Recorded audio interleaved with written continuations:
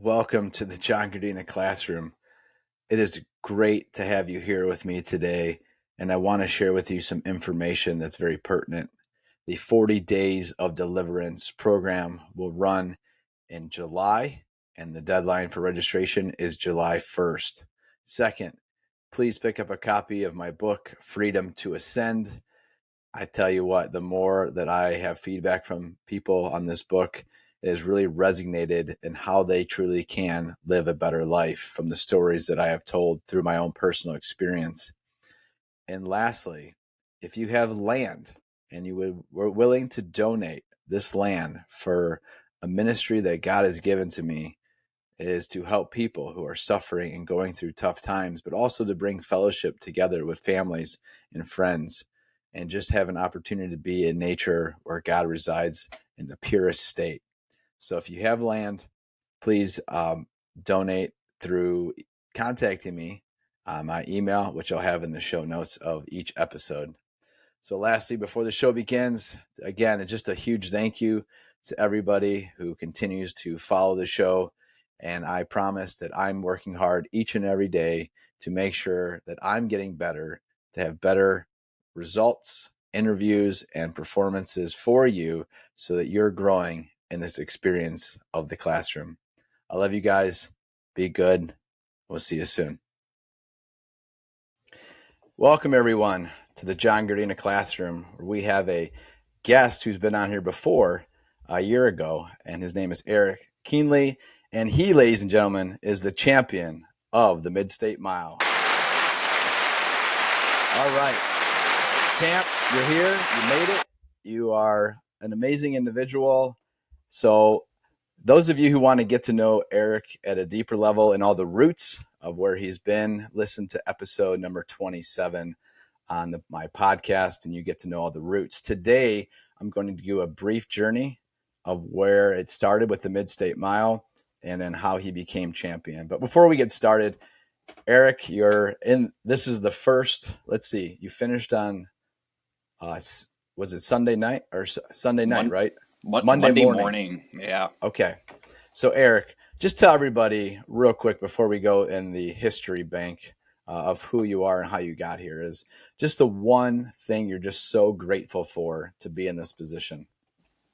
I think it's the cumulative experience of what I've learned out there on that course and kind of how it's shaped me each year into being somebody different and for the better, and then to come back to that race, and then not only to that race to be better, but just kind of better in my everyday life. I think just all around improvement and growth is my number one thing.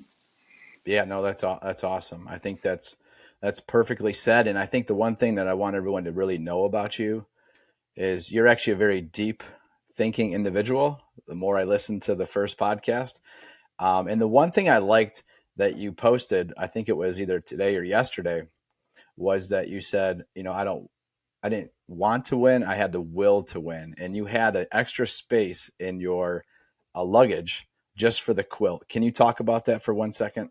Sure. This is the year number 4. Year number 1, I really didn't know what was going to happen, so I just kind of went into that blind. But once I knew what that race was, I wanted it.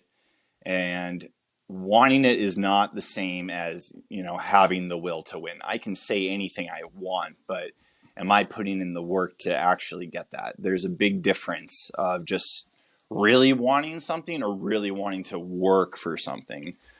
So that kind of changed my mind. But yeah, I always left a space in my luggage for the next 3 years, for years 2, 3, and 4, to bring that home.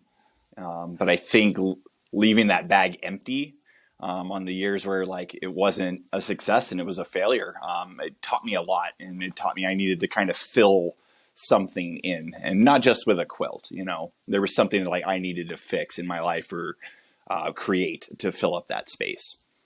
No, that's great. And I want to go back to the first year. So it was 2020. Just a little recap that I remember you speaking about it on the first podcast was there was no other races out there because of COVID. And then you found the MidState Mile with John and Becca, who put it on. And it was an epic year because they had these big hitters come in, Chad Wright, Greg Armstrong and their epic finish that they had at the finish line. And it just brought this atmosphere that I was drawn to when I first witnessed this on live with Instagram, that you just have this energy. So let's dig a little bit deep into that first year, Eric. Mhm. So what did you learn? Because you did pretty well. I think you ran like almost 70 miles that year. So talk a little bit about the first race. I mean, first year, like, yeah, didn't really know what I was getting into. I was a pretty good runner. The couple years before that, had some success at other races. So, like I kind of knew what I could do, but like I didn't know what that course was going to ask you to do. But that first year, I think that's really where it started kind of turning me into a different kind of runner as far as, not being overly vocal and reactive. To how I'm feeling at a given point in that race, and kind of learning that everybody's going through that. It was real easy for me to be distracted and think about other things of, things I needed to get to after the race, or things I needed to handle once the race was done. And John Cox always has this thing of saying, the second you want something else, that's exactly what you'll have. So really the Yeah. first year I kind of, timed myself out, and I was like, this isn't the most important thing on my plate. I'm feeling terrible. Let's go handle other things. But then once I left there, like it really gnawed at me for the next 364 days that, okay, there's more to give out there and there's more to receive from the mile. So the seed was planted after the first mid-state mile that you knew this is something you loved to do. This race was your style. You don't mind working hard. You were living in Montana, so you had the mountains behind you, right? And then, if I recall correctly, you worked very hard the whole year after the first race, but then you rolled your ankle a couple weeks before the race began, and then you said it yourself. You said, I was sitting there, I couldn't really move because I wanted to rest my ankle, and I kind of had this pity party. So going into the second race, you were just not mentally and physically ready. Is that correct? Right. And then not only that, I was also very ego driven that year. There was some hype around my name just from, the first year or, past successes that I'd had. And, I think everybody was kind of predicting it was going to be like me and Chad. So all I did was like, hyper fixate on, Chad. And, Mm-hmm. I wanted to take him to that place. I wanted to, I think I could have been the person to, give him what Dethrone he him, right? wants. Yeah, yeah, Well, not exactly. necessarily dethrone him. There was something he said in one race. It was like, if somebody did beat him, that he would learn more than he's ever had in any experience in his life. And I really thought that like I was the person that could give that to him, give that gift to him. So I kind of felt like I let him down, a little bit. But like I was chasing someone else and was running someone else's race, and like it smacked me in the face, and I left the second year with 30, 33 miles, 34 miles, Yeah, something like yeah, that. And yeah. You're rightfully right. so.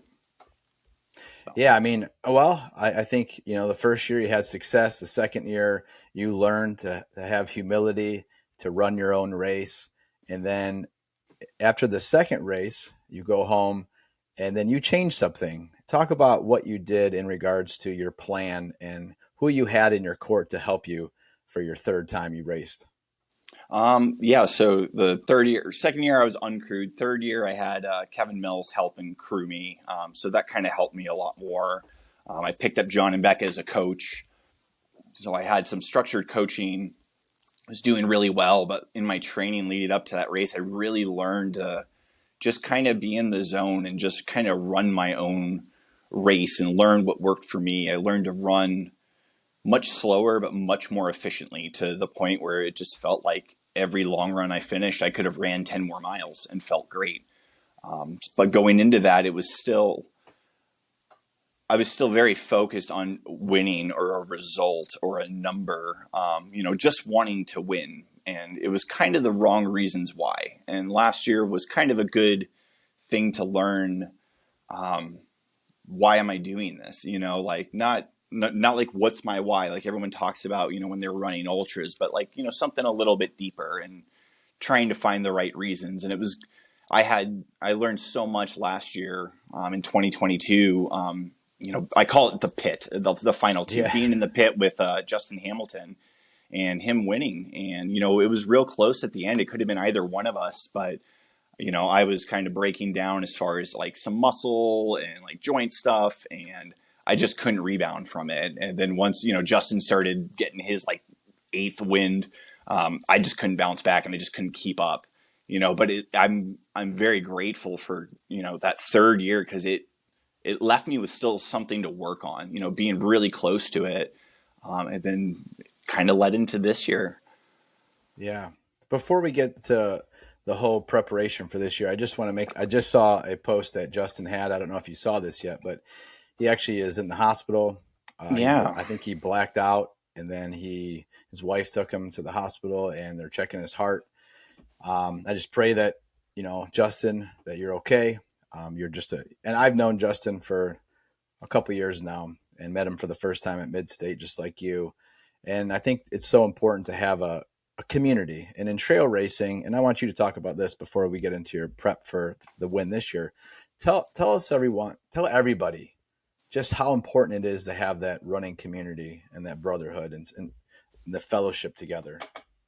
I think it's absolutely incredible. It's really, there's something, especially with trail runners and especially that race in particular, there's something very special about, collective suffering and struggle. And it really leads to like an accelerated friendship and relationship and bond out there that you forge with these people.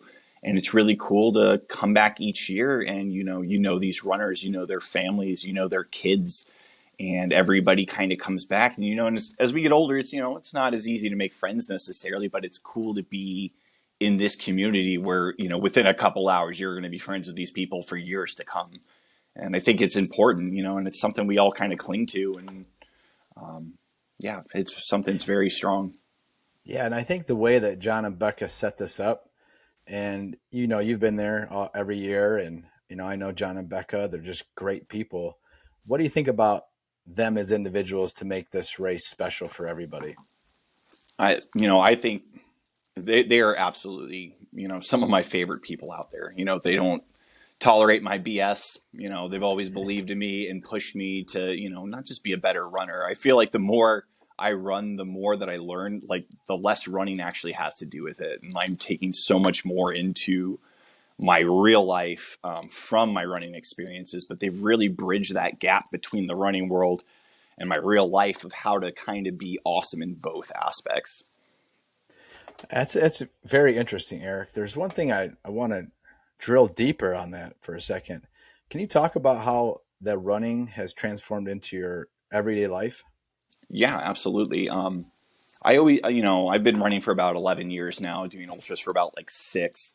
And I was always really good at the ultras, but I kind of struggled as far as, what to do in the real world, as far as being, like responsible with money or being a good employee. I mean, I've always been a great hard worker, but, but I think I've always looked at, these people who do these ultras, and they can be this really successful business person in the real life, but then they kind of fall apart when it's, comes time for a race. Well, I was always kind of the opposite.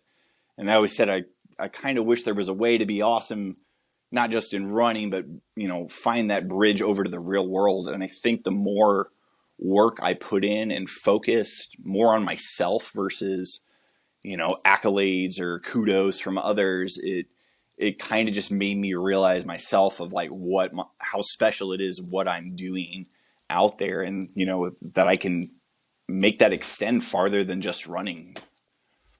Yeah, that's beautiful.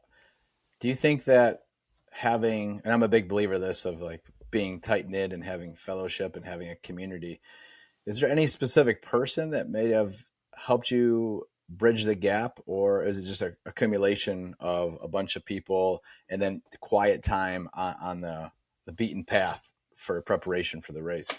I think it's a little bit of all of that. There's not real. I mean, we'll get into this in a second when we talk Hmm. about my prep leading up to this year. But I've got a group of probably 10 really good friends that I can call up and effortlessly talk to them on the phone for an hour or 2 hours and just kind of put it all out there.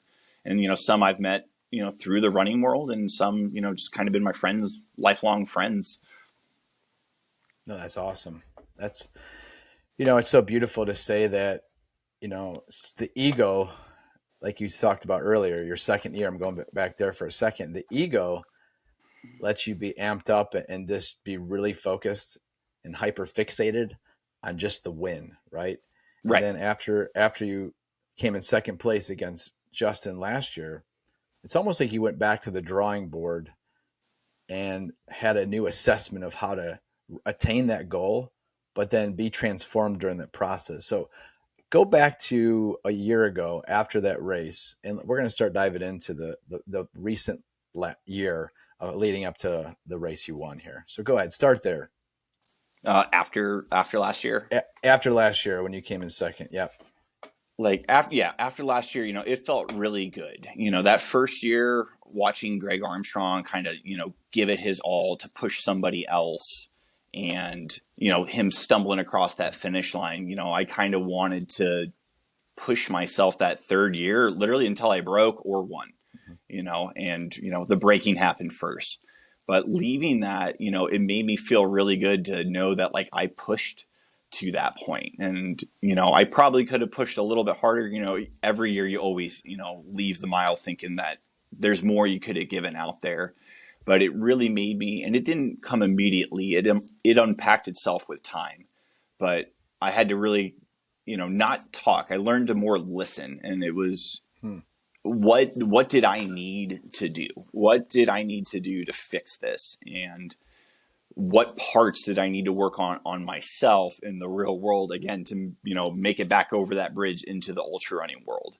Because, miles and vert or training really matters to an extent, but it's MidState's a puzzle. There's lots of pieces that go into it to make it that picture. And I think my thing was like an investigation to like find out what are those pieces that I'm missing, to make this picture whole. Man, dude, you're like a poet over here, man. It's awesome just to hear you how you're diving and analyzing every single year and then every lead up to it, and then post race of how to make this puzzle work, which it did. I mean, it did as you won just not even a week ago, and it worked. And we're going to get there. We're going to take a short break and just go to our recess and talk about just 3 questions. Last time you said your favorite food was sushi. Did you have any sushi during the race? No, I had sushi before and after. Okay. All right. My go-to this year in the race was lasagna. Actually, I ate lasagna for like probably 3 hours straight, and then I got to a point I had my crew make me a lasagna burrito. Like I ate everything out there. It was crazy. Because last year you said you had mayonnaise. Any mayonnaise this year? I actually forgot the mayonnaise. I brought the hot dogs, forgot the buns, so I was just eating like broken up pieces of hot dog. Somebody next to me, Mailman Steve, he had a thing of sausage with like this jar of mustard just dipping. Yeah, it was. I love the things people eat out there. It's awesome. You guys are savages, man. I could never eat that stuff while going through a race like that. The other thing you said was, and I'm going to couple this with what you said last time, but you said last year when we were talking, your favorite teacher was a history teacher. So my question to you is like, who is someone that's helped you along your journey that you could definitively say that they're the right-hand gal or guy who's maybe molded you a little bit or mentored you to getting to where you're at, not just as a runner, but as a person? Honestly, I've got to give a lot of credit to Becca Jones.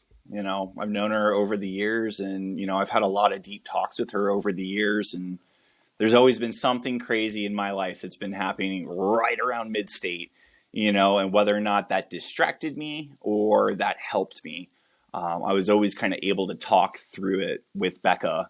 But finding that balance kind of between my life and training and what goals are and what past goals meant now, like I think she kind of helped put things into perspective. And, she lays that Southern smackdown on me when I need to hear it, and she won't tolerate an excuse or any BS I want to throw her way. And she knows what I'm capable of, and I know what I'm capable of. And I think it's just been a process for over the couple years now of really tapping into that and learning how to like harvest that energy.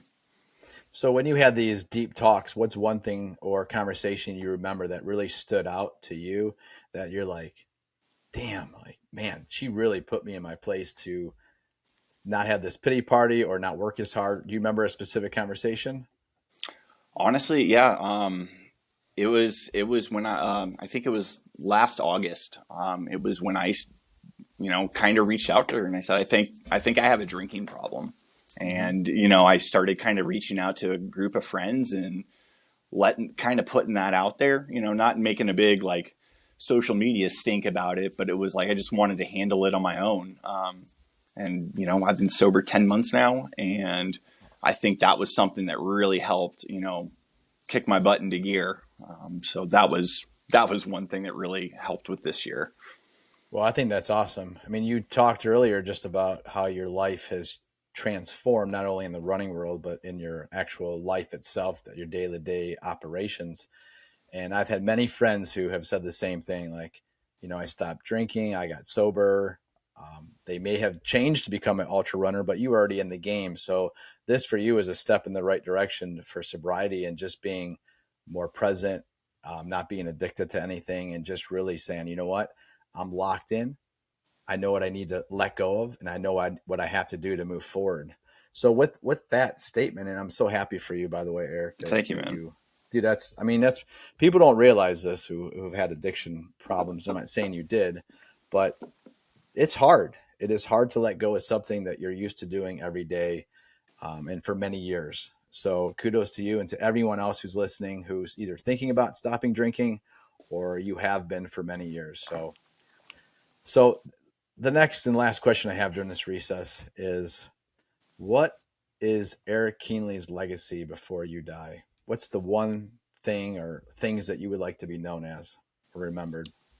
I mean, honestly, first thing, I want to be known as a great father for my two girls. And I want to be like an inspiration to other people, because I didn't necessarily come from a fitness background. I was always a very active person, but to do these things we do and like these ultras, where we go on kind of this quest to learn something about ourselves, you don't have to be a particular size or shape. Like if you put in the work, you can do it. You can learn something about yourself.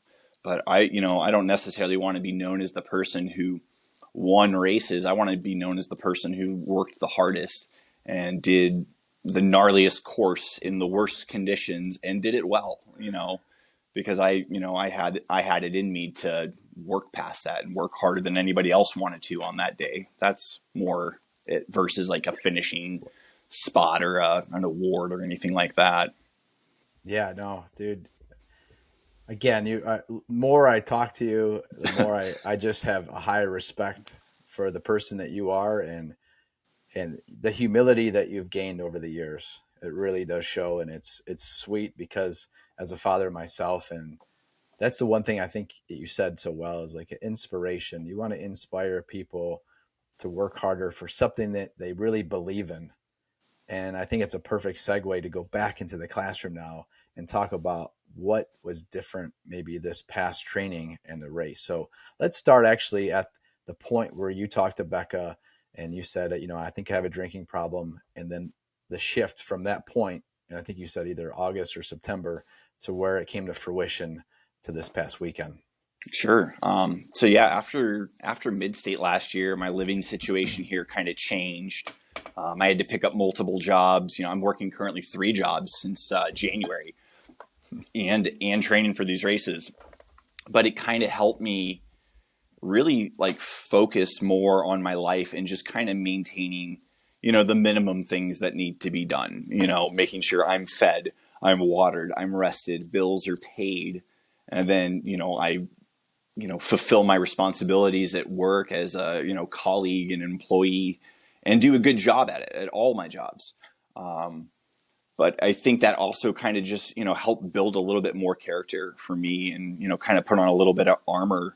And even though I'd be tired or like riding my bike to work or whatever, like I always kind of put myself in that mindset, like I'm going to be tired during the race at some point. Like I felt like I ran MidState 100 times before, from like March till it was actually race day. And I would always just try to stay in the moment. And even if I'd be at work and it'd be busy or I'd be tired, I would not react to it. I wouldn't show emotion about it. And it was like, yeah, I have a job to do, and I would keep my head down and just do it until it was done. So I think that just helped me push. So the two things I understand what you're saying is you were super focused on the race, which means the preparation to get there to perform well. And the second thing is that you were learning and always are learning to that any suffering you had was just a very microcosm to what was going to happen when you get to mid state. Is Right, that right? right. And it was trying my best to take anything from everything to put that in to what that's going to feel like, because I may not be running, but I'm doing something else, but I'm still feeling that same emotion. Like, how am I going to respond to that? That's Yeah. kind of what it was. I tried to look at every day like it was training for MidState. Dude, I love that line. Every day was like you're training for mid state. That is awesome, man. So then let's talk about that. You said you pinpointed March up Mm-hmm. until obviously this weekend, past weekend. Can you talk about what started your? I know you were training the whole year, but like you really kicked it into gear in March. So let's talk about that point from there on. Right. In March, I ran the Georgia Death Race, and I made it kind of a point to not be competitive in that race. And I wanted to just go out and enjoy the Georgia Death Race and just be present and just kind of try to tap into what it would feel like if I was in mid state. And I wanted to just enjoy the experience and being present and just being right there where I am. I'm not looking more than like 5 steps in front of me to where my feet are going to be put, eating, drinking, electrolytes. That was it. Minimizing my time at an aid station. And I wasn't fixated on results. I wanted to just go out there, and I was like, whatever happens, happens. Results are going to happen organically. And I kind of learned to kind of turn off the competitiveness for every race. I can't just keep that on all the time like I've been doing for years. So I kind of chose to pick and choose which race it was going to be for. But leading into Georgia Death Race, I knew I wanted to turn the volume all the way up for mid state. So I just saved it, and I kind of just had like this battery reserve. And then like the second GDR was over, I was like, it's time for mid state, and just like switched it on. Did you learn something? And you said again, I'm just hammering down on what you said is being present, keep it simple. You know what you had to do, your nutrition, just keeping one foot in front of the other. Who cares about the result? Just execute, basically, is what you're saying, right? Right, just execute and just enjoy where you are. Like, the North Georgia mountains are amazing. That was one of the first races I ever really experienced the ultra community. And I was like, this is my tribe. This is like who I want to be a part of and help out, help other people. And Georgia Death Race was kind of like a gift to me, like with like my sobriety and stuff. And it was like, I want to come back to this place because I love it, and just remember like what I used to be like when I used to go there. I was a different person over the years, and we evolved, but it was kind of like this like thank you to the Georgia Death Race, and it was like I wanted, I didn't come here to think I was going to win or this or that or the other. It was I remember like I found Georgia Death Race googling most difficult races in the United States.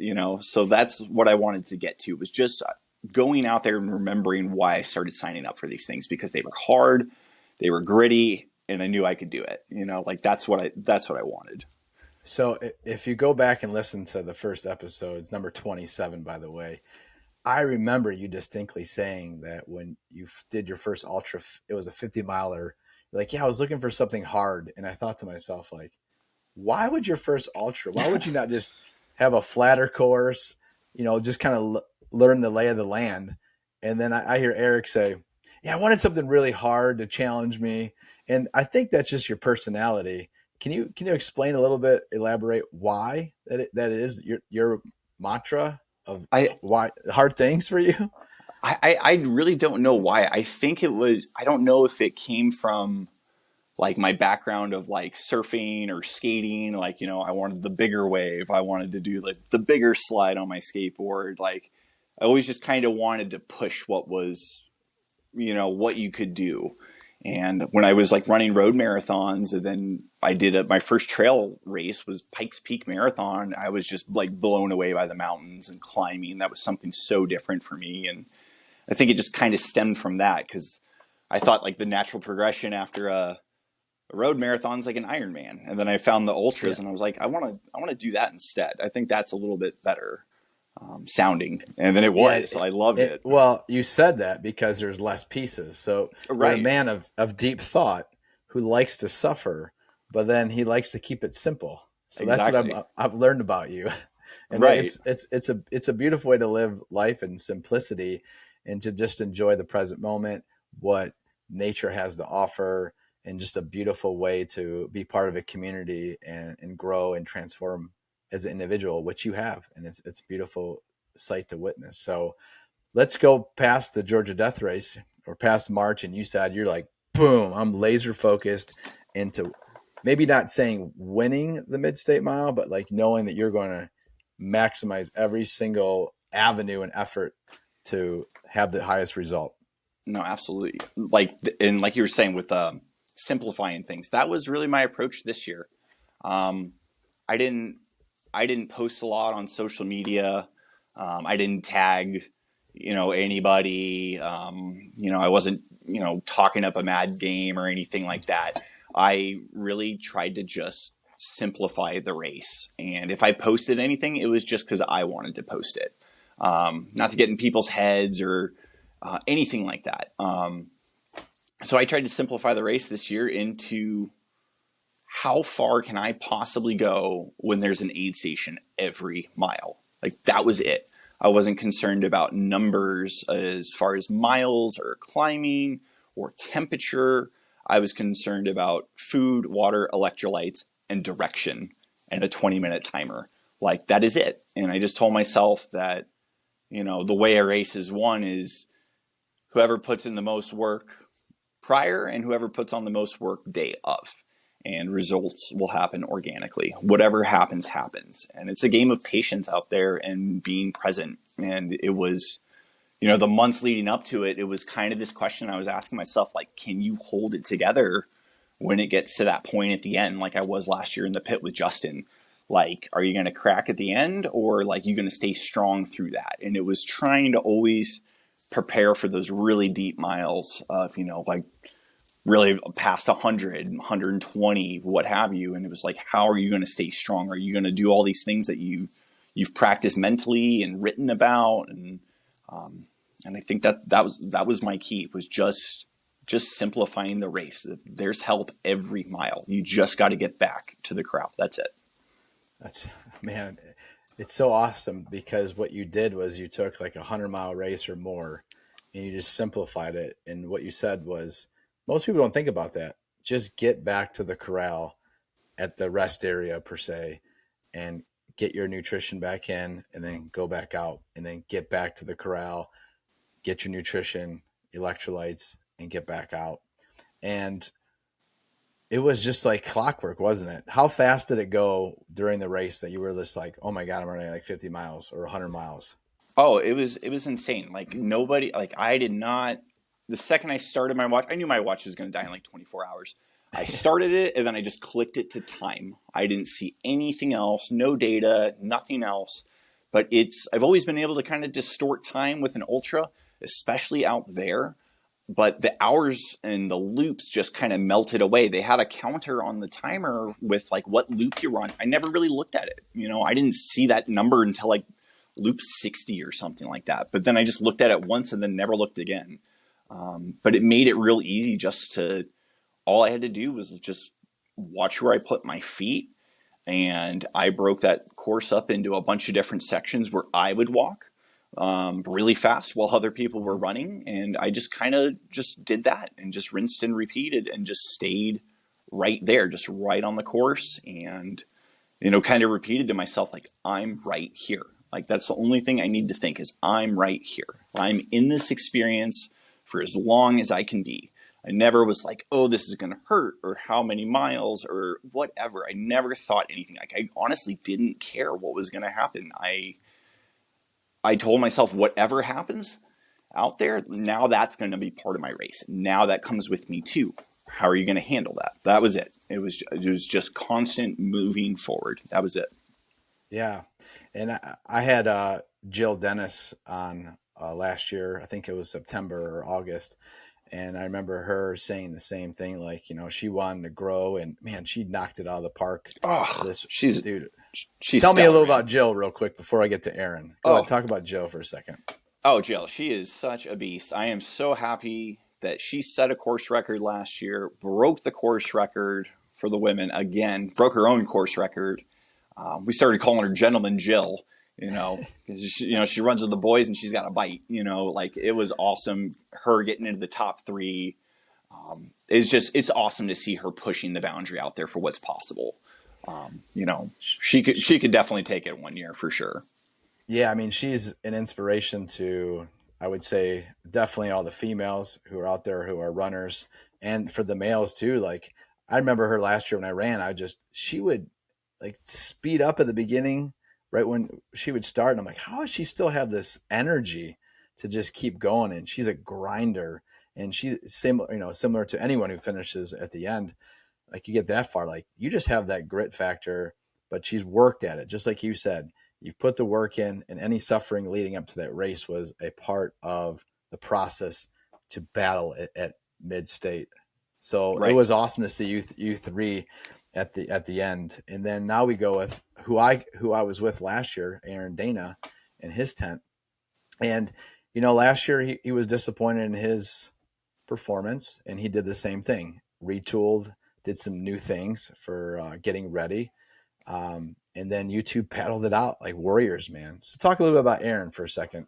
Oh man, I love Aaron Dana. I do too. He's awesome. Awesome, awesome friend, great person, great human, great father.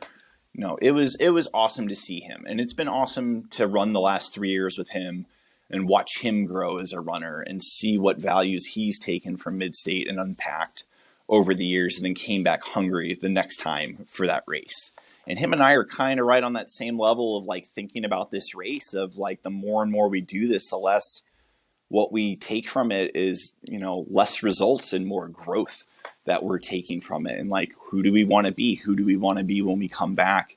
And, I think Aaron's really found himself out there on the mile. He's done Tennessee Mile as well, but it was awesome to see him figure it out and run for himself. And he's a beast, man. I couldn't have Oh been more yeah. happy to go with him at the end. And he even said it before I did. He's like, hey man, he's like, I'm going to run my own race. You run your own That's right. race, and we're going to go as far as we can go. That was it. Like it was, we were great out there together, and we pushed until we couldn't. It's almost apropos that Aaron said exactly what you knew you wanted to do before the race began at the Right. very end, right? Right. I mean, it is a collective effort out there to get a group of people to push it deep out there. And then, when it gets that final five, you need people to push those miles. So when it gets down to the final two, then they can really find out what's happening. But at the same time, it is very much a solo mission. You've got to keep your wits about you because it is a last person standing at the end.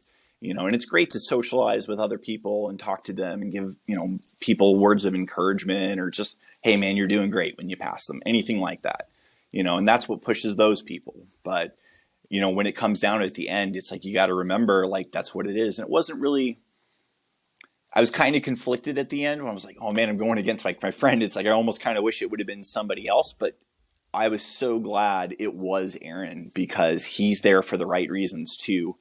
And he's there to, find out something about himself, but also finding like, what are your limitations on that day and like, how far can you go? Yeah, I reached out to Aaron after he finished the next day, and just tell him how proud I was of him. And he definitely said, like, I found out how far I could push my body basically, and it was very happy with his own result because he went a lot further than he's ever been, and he ran his own race just like you ran your own race. Oh yeah, it was awesome, and I mean the last couple hours out there, it was downpouring and fog and wind, and we couldn't see, and like like I couldn't have asked for more. It was the gnarliest conditions at that deep in that race. Like, oh, I was in heaven out there. Like I That's was loving that, every second of it. as Mr. Eric, I love the suffering in all different forms. Kienle says, I love that. Oh, it was so, awesome. so tell me about the victory lap. So then Aaron timed out, and then you had your victory lap. And before you go through it, the way you came in on that last lap was like this dude trained his ass off to be able to be still like kind of jumping around and have that spry energy still. Like what a freaking savage. And that's what my thoughts were when you came in. But talk about that last lap for you. Oh, it was kind of surreal. It kind of didn't really feel like it was happening, but at the same time, it was like, oh, this is happening. I couldn't believe it. When I took off on my victory lap, I let out this big scream of just joy. Like I was so happy, and I went pretty fast that last loop, but it was so awesome to have a race like that. And like last year was really good too, and to like string that together 2 years in a row. But this year just felt so good. Like I did a lot of strength stuff and riding my bike, and like nothing ever hurt on me. Like nothing hurt like last year. Like my legs were never sore doing climbs or descents. Like there wasn't like as much breakdown. I had a little issue with like a little tendon um, on my ankle, but like Mm-hmm. that was totally fine, and it wasn't like really like excruciating pain. It was just noticeable, and it was swelling, but it was 100% manageable. And I felt like I had such a good crew that was doing like my food and taking care of my feet and clothes. Like I didn't really have to think about much other than just going out for another loop. And like I had so much more in the tank after finishing this year, and like I felt so good. I couldn't believe it. Breaking a course record and being like, we could have gone till sunup, man. Like I just felt so good out there the whole race.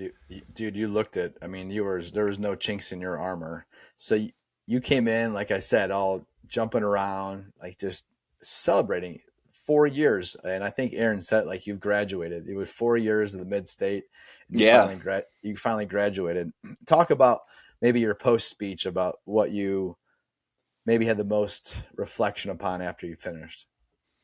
I think it was really my evolution as a human being over the last 4 years, because every year I've had 364 days to kind of think about the race and what it offered me and what I offered the race, and it helped me grow into a better person in my life. And like my mind shift and mentality in this race has changed every single year. And I was talking to John and Becca about this. I'm like, it's so weird how my approach has changed every year to this race. And John goes, it's because you're a different person.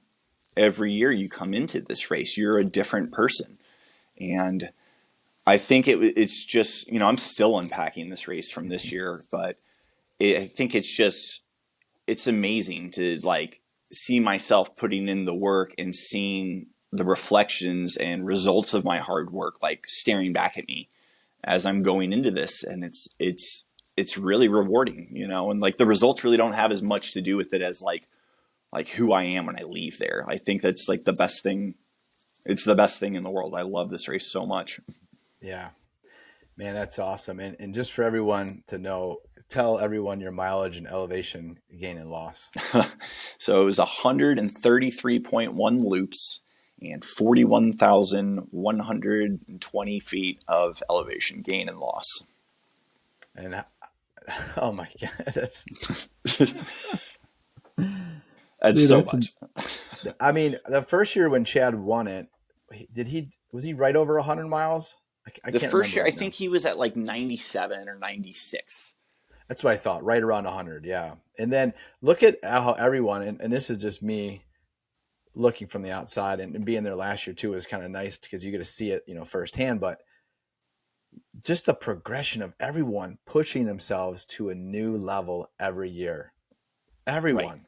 It's unreal. Like, would I say, would I dare to say in maybe 5 years that someone caps 200 miles? I don't know. I'm going to be honest. I don't know. That sounds crazy, but it could be achievable. And you, Eric, and Aaron, and Chad, and everyone else, Greg Armstrong, all the way down, and Justin, who've been at the top or right there, you guys are like, just keep raising that bar every Right. single year. And It's going real slow, it's, but I think it's going to keep going. And I don't know what really happened as far as like, I didn't really stalk anybody's ultra sign up or their Strava or their Instagram. I was really just kind of focused on myself leading into this race. But a week or two before, I kind of wanted to just see who was going to be coming. And, I saw a couple of veterans that I remember, that like I've ran with and stuff. But then there was like so many names on there like I didn't recognize, which was great because those people out there, like we were running fast miles like the whole race. And it was maintainable for a lot of people. And it was like, man, there's like a group out here really pushing. And, this year we got even more people over that 100-mile mark. We're not looking for the 100-mile mark, but like it just happens. And it's really cool to see everybody out there pushing it and everybody's coming back hungrier.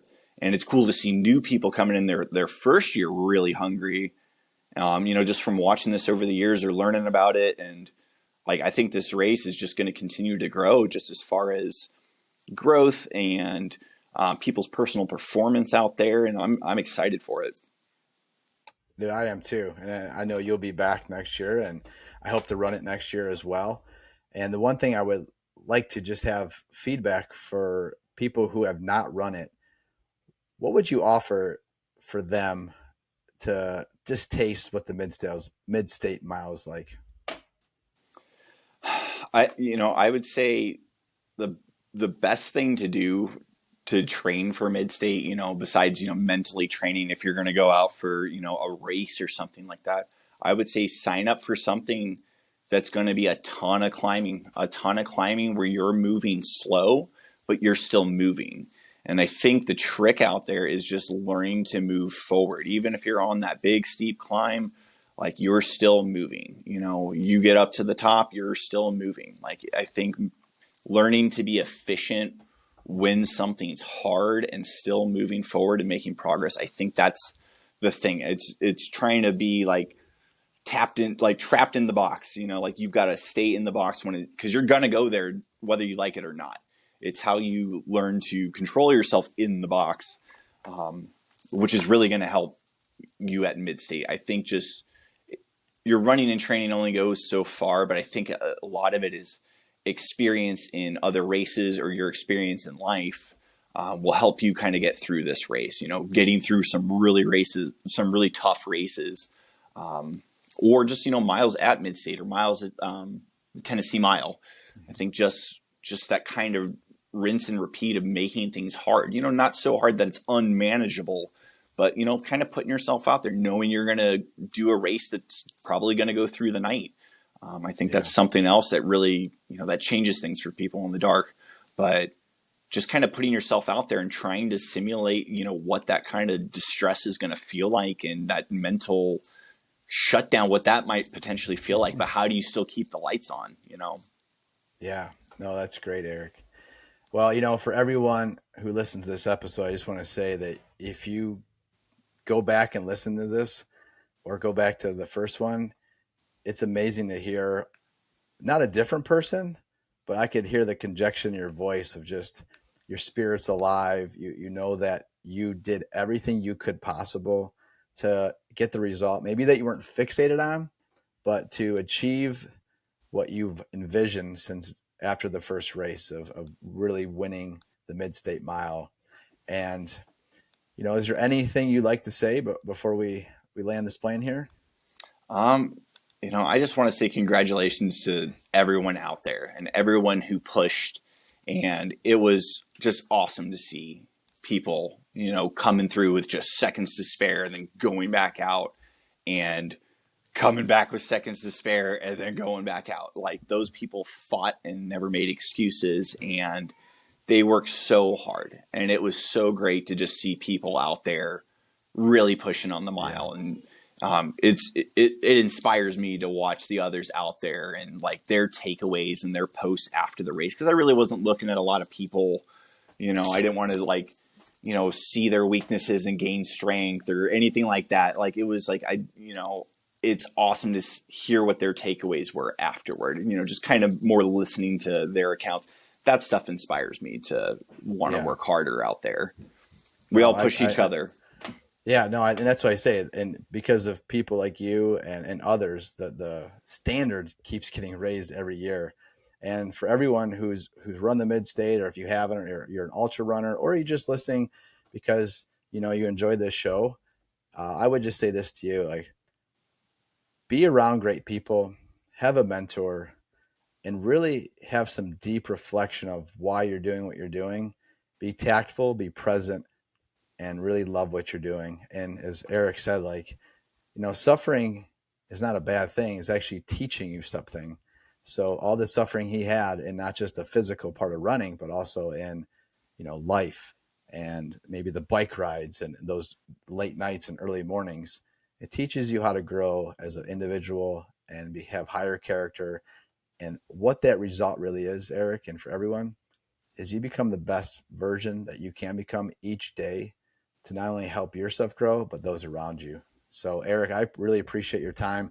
I'm so happy that you are the champion. No, thank I'm you, man. so, dude, you're amazing. So happy that you're sober, and dude, just keep living it, man. Keep killing it out there, and not only on the tracks and the trails, but also as a human being, as a father, and as a colleague, and just a good friend, man. So I really appreciate your time. Oh, absolutely, man. My pleasure. All right, well, another great experience on the John Gardina Classroom. We'll see you soon.